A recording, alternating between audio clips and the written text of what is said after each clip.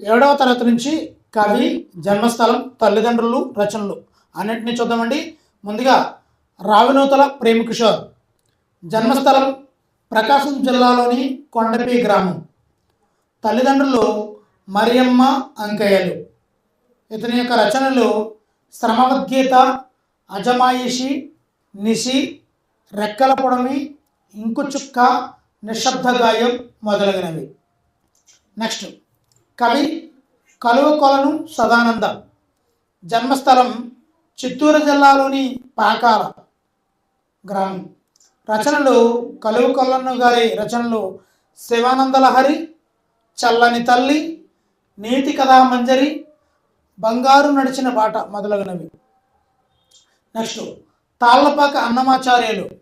జన్మస్థలం కడప జిల్లాలోని తాళ్లపాక గ్రామంలోని. తల్లిదండ్రులు లక్కమాంబ, నారాయణ సూరి. రచనలు 12 శతకాలు రచించడం జరిగింది. ద్విపద రామాయణాన్ని రచించారు. సంకీర్తన లక్షణం కలిగి ఉంది.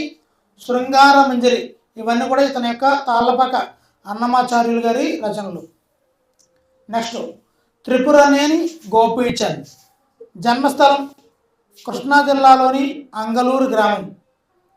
తల్లిదండ్రులు పొన్నమాంబ, త్రిపురనేని రామస్వామి. రచనలు ధర్మవడ్డి, మమకారం, తండ్రులు కొడుకులు, పండిత పరమేశ్వర శాస్త్రి వీలునామా ఇవన్నీ కూడా త్రిపురనేని గోపిచంద్ర గారి రచనలు. చావలి బంగారమ్మ. జన్మస్థలం తూర్పుగోదావరి జిల్లా మోడేకుర్రు గ్రామం. రచనలు కాంచన విపంచి. ఇది ఈమె యొక్క రచన. ఇది 1958లో 42 కవితలతో సంకలనమే ఈ కాంచన విపంచి. నెక్స్ట్ బోనం నాగభూషణం.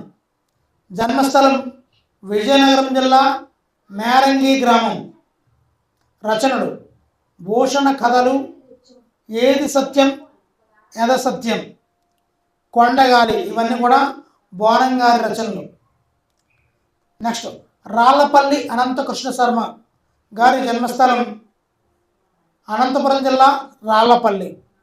తల్లిదండ్రులు అలివేలు మంగమ్మ, కృష్ణమాచార్యులు.